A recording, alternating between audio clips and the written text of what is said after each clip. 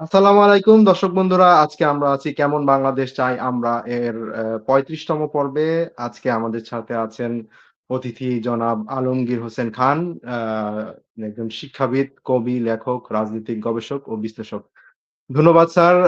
কেমন বাংলাদেশ চাই আমরা এই অনুষ্ঠানে আপনি আপনার ব্যস্ত সময়ের মধ্যে আমাদেরকে সময় দিয়েছেন। সেজন্য আপনাকে আবারও ধন্যবাদ এবং কৃতজ্ঞতা জানাচ্ছি স্যার। আপনাকেও স্যার ধন্যবাদ জি। যেমনটা আপনার সাথে কথা এবং হচ্ছিল সবাইকে। আগেও যখন আপনার সাথে কথা হয়েছে সেটা হচ্ছে যে আমরা যেই বিষয়গুলি নিয়ে কথা বলছিলাম আরকি বর্তমান সময়ে আপনি জানেন আমরা জুলাই মাসে আছি। ২০২৪ এর জুলাই মাসটার কথা আপনার নিশ্চয়ই মনে আছে।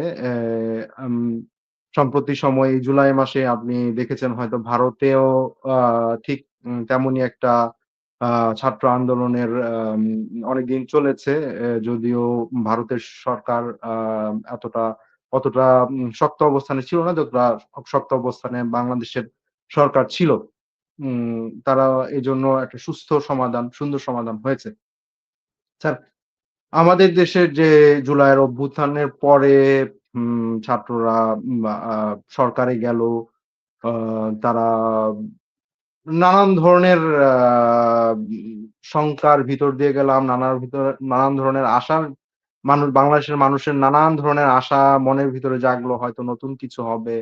সবকিছু পরিবর্তন হয়ে আমরা সবদিকে মানে ভালোর দিকে যাবো। বাংলাদেশে শুধু ভালোই হবে। আর খারাপ কিছু থাকবে না। আ এই চিন্তাটা থেকে আসলে আমরা কোন দিকে যাচ্ছি আসলে? মানে আমাদের চিন্তা কি ওরকম ঠিকই আছে? হ্যাঁ, সবকিছু ভালোর দিকেই যাচ্ছে? না যেমন আছি তেমনই রয়ে গেছি আমরা? জুলাই আন্দোলন তো অবশ্যই একটা বড় রকমের স্বপ্ন নিয়ে শুরু হয়েছিল। তবে ভারতে জুলাই আন্দোলন, বাংলাদেশে জুলাইতে আন্দোলন যেটা হয়েছে, এই জুলাইয়ের সম্পর্কটা কাকতালীয়। মূলত হচ্ছে আমাদের বাংলাদেশ সহ আশেপাশে যে সমস্ত দেশগুলো আছে, শ্রীলঙ্কা, নেপাল, ভারত, তাদের সামাজিক রাজনৈতিক অবস্থার মধ্যে যথেষ্ট মিল আছে। মিল থাকার কারণে এটা বিভিন্ন সময়ে আমাদের এই সমস্ত দেশগুলোতে জেনজিদের এই অভ্যুত্থানটা হয়েছে এবং সরকারকে পরিবর্তন করেছে, কোথাও কোথাও কোথাও কাঁপিয়ে দিয়েছে। কিন্তু এটা জুলাইয়ের চাইতে বড় সম্পর্ক হচ্ছে সামাজিক রাজনৈতিক যে মিল আছে সেটার সঙ্গেই সম্পর্কিত।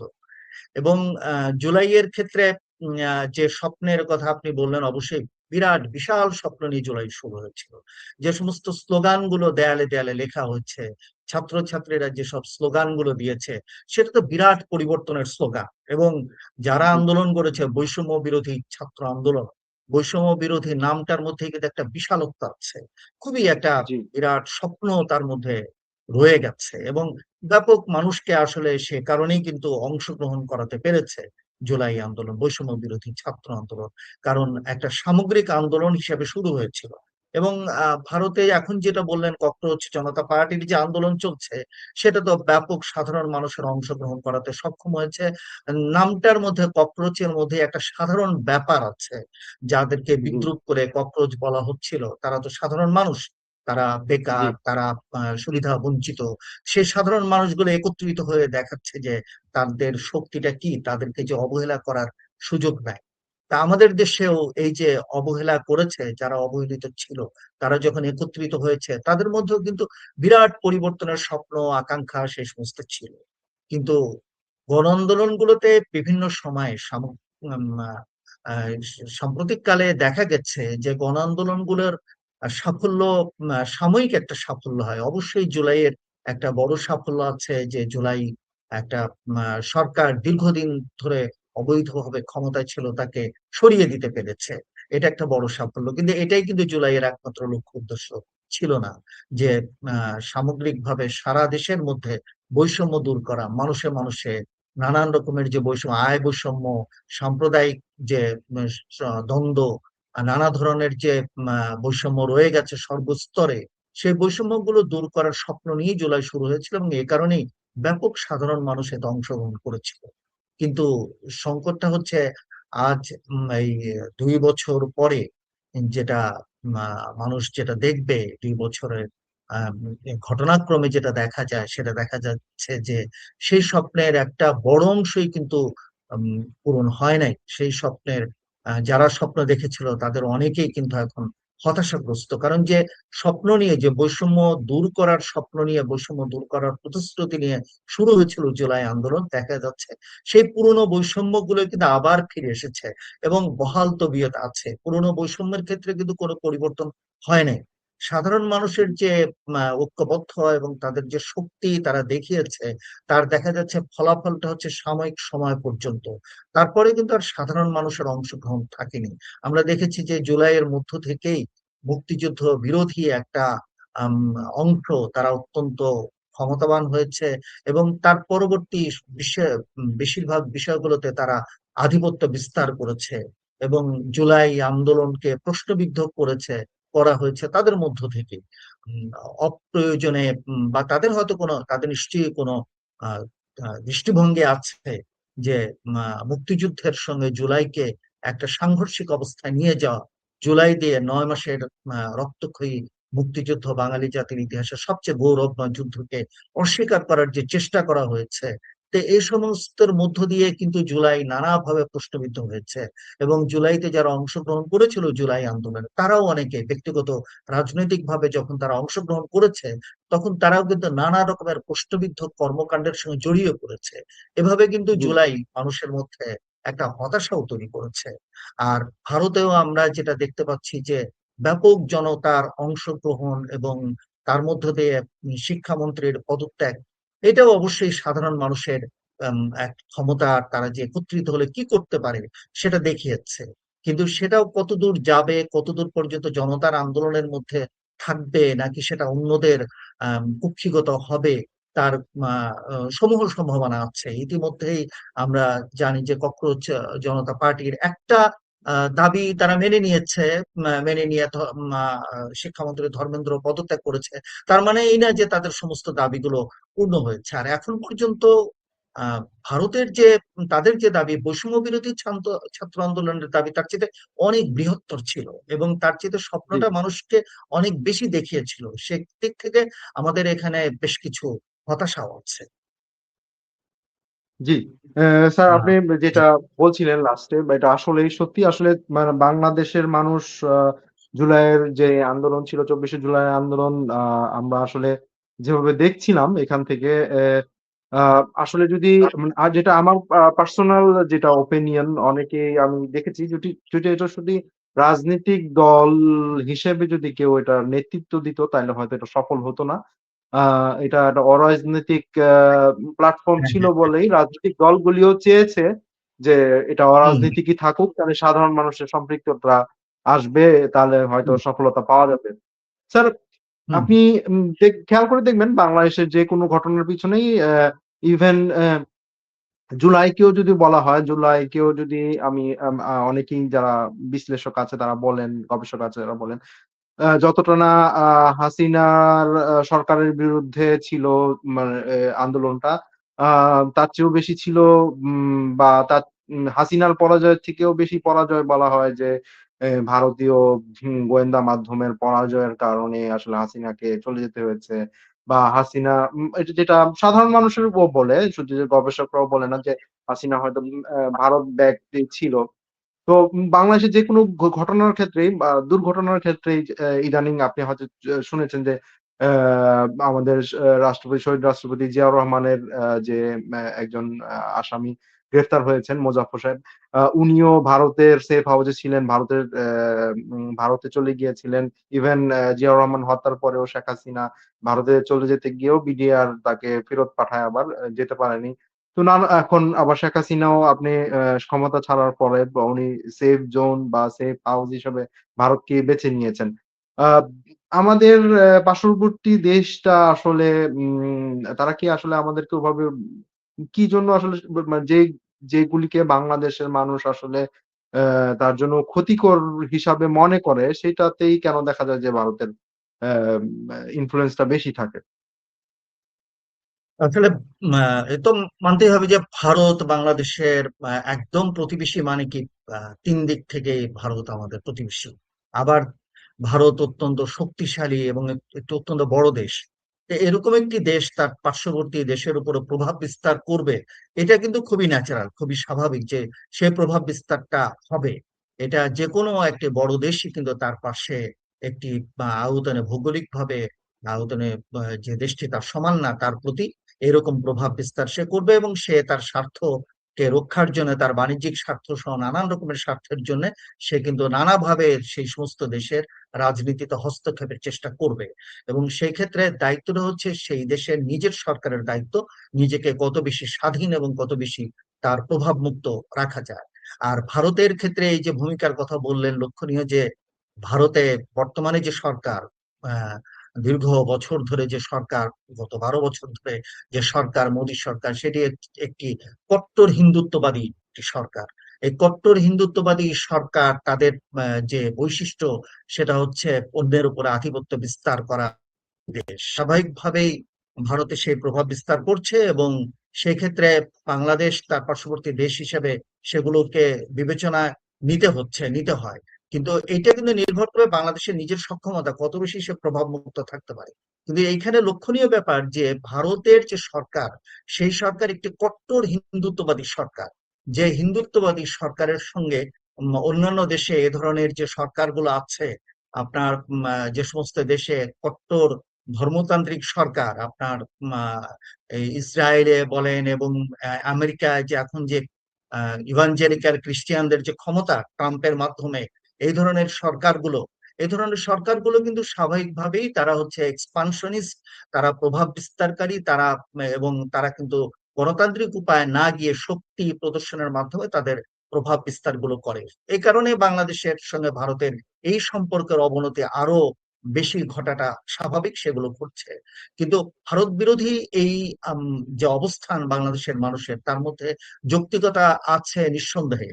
কিন্তু তার ফলাফল কিন্তু আমরা যদি বলি যে সেটা খুব সফল হয়েছে বলাটা খুব মুশকিল। কারণটা হচ্ছে যে আপনার বাংলাদেশের নিজের সক্ষমতা যদি বৃদ্ধি করা সম্ভব না হয়, তাহলে এখান থেকে খুব বেশি শুধু বিরোধিতা দিয়ে খুব বেশি লাভ হবে না। কারণটা হচ্ছে যে এখানেও দেখা গেল আপনি এখানে ভারত বিরোধিতা করা হলো, কিন্তু মার্কিন যুক্তরাষ্ট্রের সঙ্গে একটা চুক্তিতে আবদ্ধ হতো।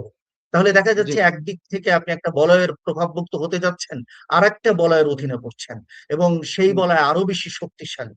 তারপরে বলা হলো যে ভারতে চিকিৎসা না গিয়ে, ভারতে যেহেতু চিকিৎসা করতে গিয়ে আমাদের অনেক আর্থিক ক্ষতি হয় এবং ভারত প্রভাব বিস্তার করে, অতএব আমাদের দেশ থেকে আমাদের চীনে যাওয়ার ব্যবস্থা করা হচ্ছে। চীনে সহজে যাওয়া যাবে, কিন্তু এটা একটা অবাস্তব একটা পরিকল্পনা। যেটা বাস্তব, যেটা হওয়া উচিত ছিল, যেটা সুবুদ্ধি প্রসূত, সেটা হচ্ছে এই দেশের চিকিৎসা ব্যবস্থাটাকে উন্নত করা। এই দেশের হাসপাতাল, এই দেশের চিকিৎসকদেরকে নৈতিক শক্তি দিয়ে তার ম্যানেজমেন্টকে, তার ব্যবস্থাপনাকে শক্তিশালী করা, যাতে আমাদের দেশের কোনো মানুষকেই আর অন্য দেশে চিকিৎসার জন্য নিতে যেতে না হয়। শুধু তাই না, বরং অন্য দেশের মানুষ কিন্তু বাংলাদেশে আসতে পারে চিকিৎসা, সেটা আমাদের জি, জন্য একটি বৈদেশিক আয় উপার্জনের উপায়ও হতে পারে। এবং অনেক আগে জাফরুল্লাহ চৌধুরী বলেছিলেন যে বাংলাদেশ থেকে সেবিকা বাহিরের দেশে যেতে পারে, বাহিরের দেশে সেই চাহিদা আছে। আমরা যদি সেই পরিমাণে প্রচুর দক্ষ সেবিকা নার্স যদি আমরা এখানে প্রশিক্ষিত করতে পারি, তাহলে তাদেরকে বাইরে অনেক বহু দেশে তাদের চাহিদা আছে, তারা যেতে পারে। কিন্তু বাংলাদেশের মানুষ অনেক ধরনের কষ্টসাধ্য, আদম পাচারের মতো নানাভাবে যাচ্ছে, যে কাজগুলোর মধ্যে কিন্তু সম্মান নেই, যে কাজগুলোর মধ্যে অনেক ঝুঁকি আছে, অথচ এই কাজে আমরা আমাদের মনোযোগ দিতে পারছি না। তার মানে আমাদের চিকিৎসা ব্যবস্থা কিন্তু আমরা উন্নত করছি না। কিন্তু শুধুমাত্র ভারত বিরোধিতা করে যে পথ আমাদেরকে দেখানো হচ্ছে, সেটা কিন্তু সমাধান না। দরকার ছিল নিজের সক্ষমতা বৃদ্ধি।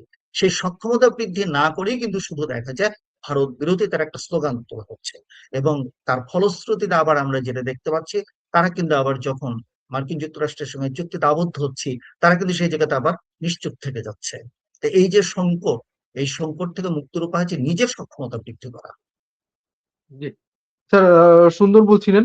আমাদের নিজের সক্ষমতা আপনি যেই পয়েন্ট গুলি বললেন, আমি নিজেও এই বিষয়ে কিছুটা অভিজ্ঞতা আছে আমাদের। যেমন আপনি সেবিকার কথা বললেন, এটা বাংলাদেশ থেকে যায় না। কারণ বাংলাদেশে ওরকম উন্নত প্রশিক্ষণটা দেওয়া হয় না বলে একটা সময় এটা প্রচলন তৈরি হলেও প্রশিক্ষণ ঐরকম না থাকার কারণে দালাল চক্র যেটা থাকে, এবং তাদের দুর্নীতির কারণে সেই জিনিসটা এখন বন্ধ হয়ে গেছে।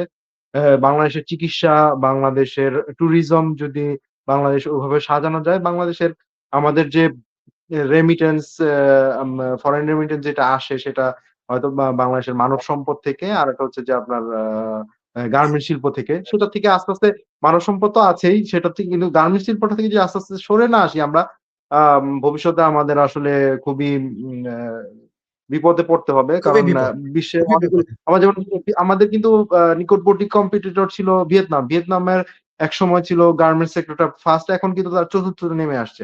তাদের ইলেকট্রনিক হ্যাঁ, ডিভাইস মানে অন্যান্য প্রোডাক্ট গুলি তারা হ্যাঁ। আস্তে, আস্তে সামনে নিয়ে যাচ্ছে।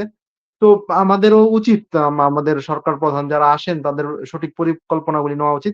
স্যার যেটা আপনি বলছিলেন স্যার, আপনার কথা যেটা আমেরিকার সাথে চুক্তির বিষয়ে আ আমরা সম্প্রতি সময় দেখেছি যে আমেরিকান এম্বাসি তাদের বর্ষপূর্তি অনুষ্ঠানটা করেছে আমাদের সংসদ ভবনের মধ্যে। খুবই দৃষ্টিকটু একটা জিনিস।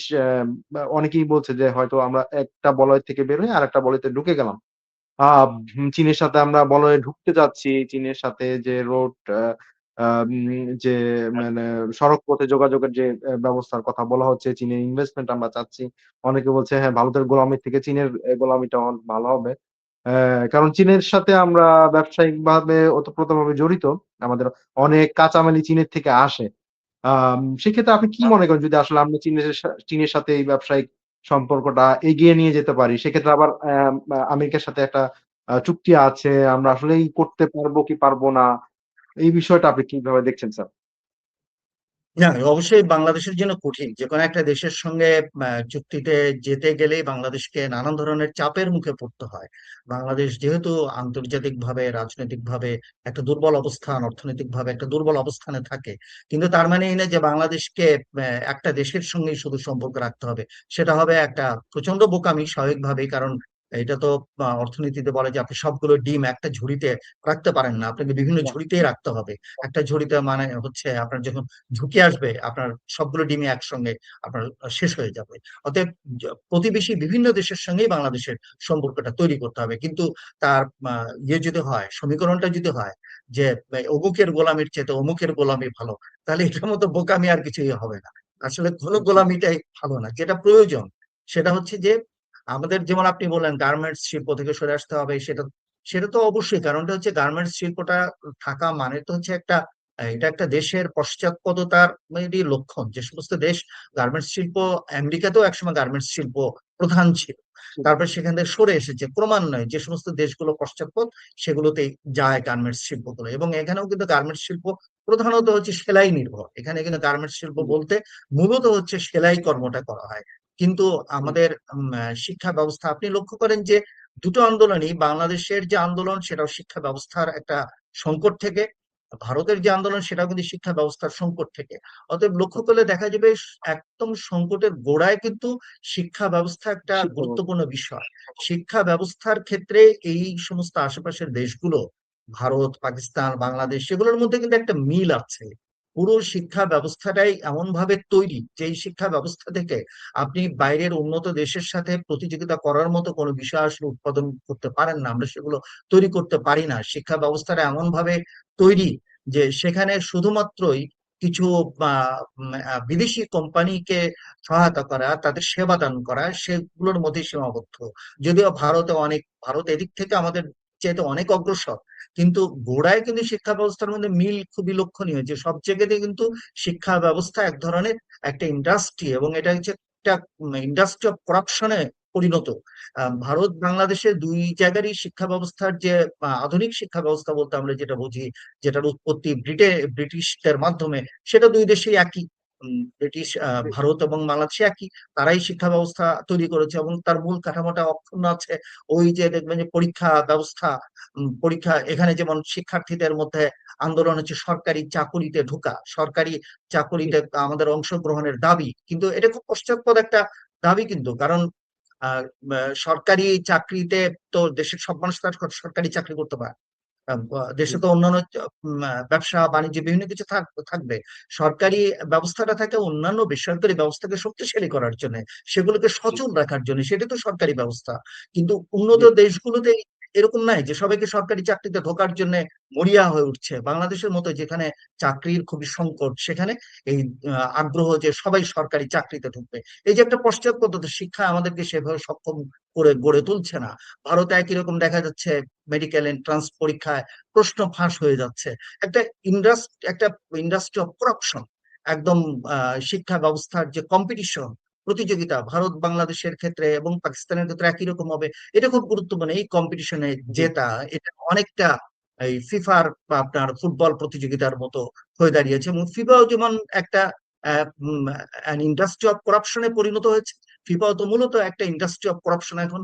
একই রকম ভাবে কিন্তু এই শিক্ষা ব্যবস্থাগুলোর মধ্যে আমরা সেরকমই দেখতে পাচ্ছি, প্রতিযোগিতা, কম্পিটিশন, এবং সেই কম্পিটিশনে কারা কারা জিতবে না জিতবে সেগুলো ডিপেন্ড করে ক্ষমতার উপরে, অর্থের উপরে, তার উপরে নির্ভর করছে।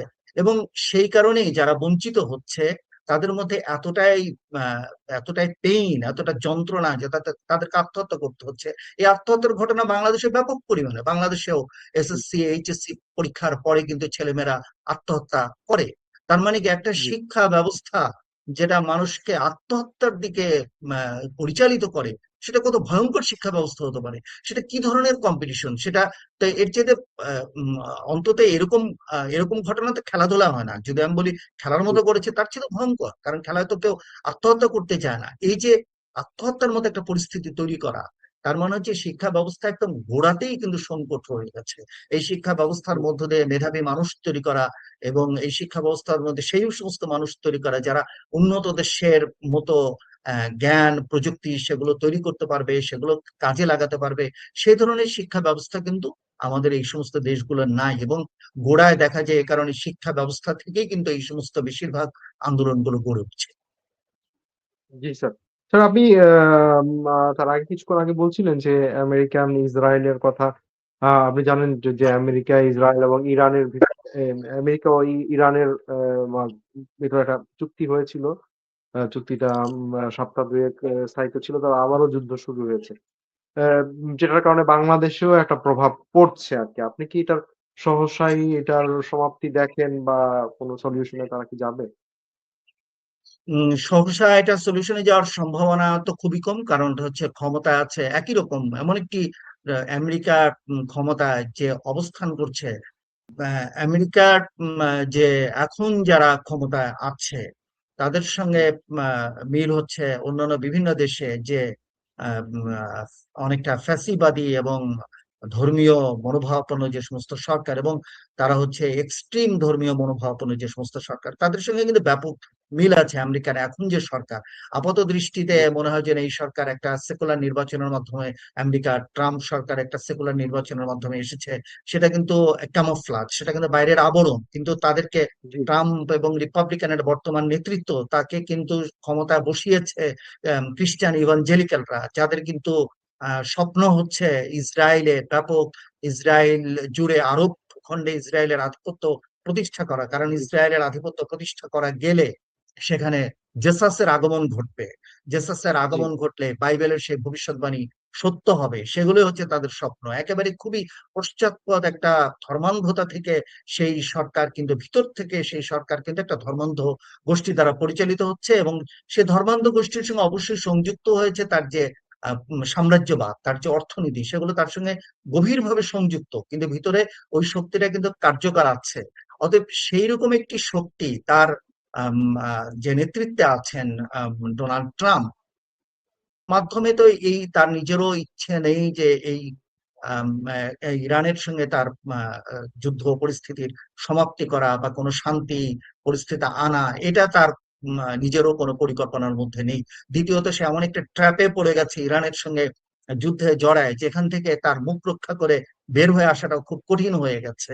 এবং কঠিন সে হচ্ছে। যে ধরনের ইগোইস্ট, তাকে এই যুদ্ধ পরিস্থিতি থেকে এমন একটা বের হয়ে আসার উপায় তার প্রয়োজন, সেখানে সে নিজেকে বিজয়ী ঘোষণা করতে পারবে, কিন্তু ইরান সেই সুযোগ তাকে দিচ্ছে না। আর সেই সুযোগ হুম, না দিলে তাকে দেখা যাচ্ছে যে ইরানের সঙ্গে চুক্তি করলে সেই চুক্তিতে দেখা যাবে যে ওবামার সময় যে চুক্তি হয়েছিল ইরানের সঙ্গে আমেরিকা, তার চাইতেও পশ্চাৎপদ একটা চুক্তি ট্রাম্পের সঙ্গে হতে যাচ্ছে, কারণ ইরান এই জায়গাতে কোনো রকমের ছাড় দিচ্ছে না বা দিবে না। ছাড় দিচ্ছেন। তা এই কারণে ট্রাম্পের পক্ষে সেই চুক্তি করা সম্ভব হচ্ছে না, যদিও সেই চুক্তির কথা বলছে, সারাক্ষণই সে শান্তির কথা বলে, ফিফা শান্তি পুরস্কার পেয়েছেন উনি। জি, মানে হাস্যকর সমস্ত ঘটনা, কিন্তু সে তো কোনোভাবেই ওই ধরনের তার ফলাফল সে মেনে নিতে পারছে না, যেখানে সবাই জানে যে সে পরাজিত হচ্ছে।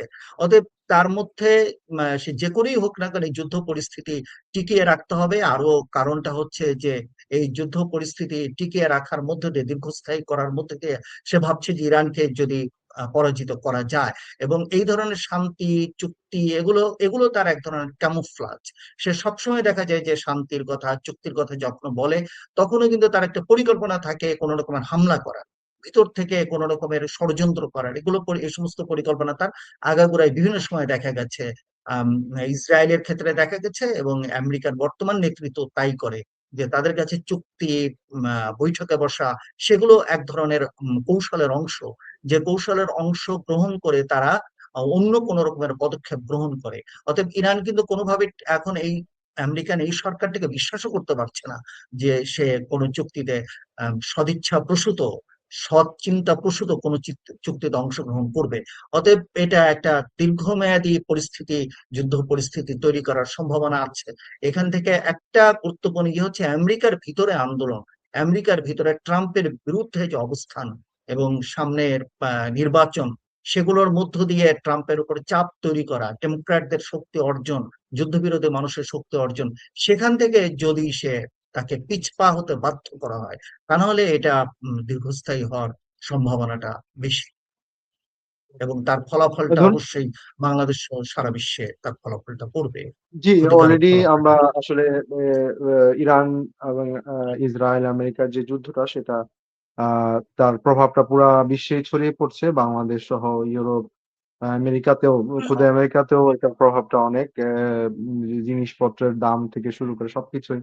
আপনি জানেন যে মধ্যপ্রাচ্যের তেল, গ্যাসের উপরেই পৃথিবীর অনেকটা অংশ নির্ভর করে আছে। তো আমরা আশা করি যুদ্ধ খুব সহজেই খুব আম নিকট ভবিষ্যতের খুব নিকটেই হয়তো এটার একটা সমাধান হবে এবং এটা থেমে যাবে। আমরা এই আশাই করি। আমরা যুদ্ধ চাই না। আ আমি যদি বাংলাদেশের কথাও বলব, সেক্ষেত্রেও আ আশা করব যে আমাদের সরকার প্রধানরা আরো বেশি সচেতন হবেন।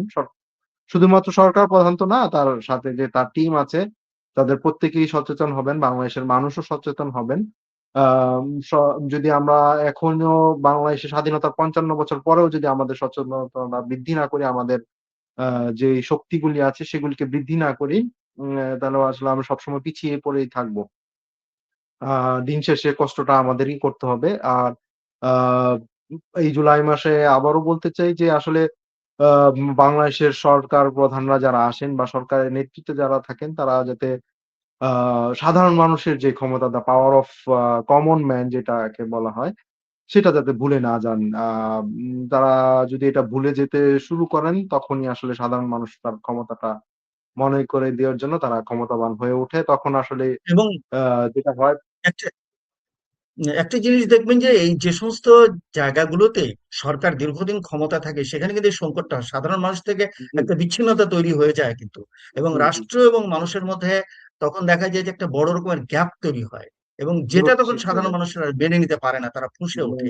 এই গ্যাপটা, এই জি, যে সংকটটা তৈরি হয়, এটা আমাদের আশেপাশে সহ বিভিন্ন জায়গাতে একটা বড় রকমের জি, ক্রাইসিস। জি। আশা করি স্যার আমরা এই ক্রাইসিস টার ভিতরে আর যাব না। আমরা সুন্দর একটা শুরুর আশা এখনো আমরা করি। আ এখনো আমরা করি যে আমাদের একটা সুন্দর শুরু হবে।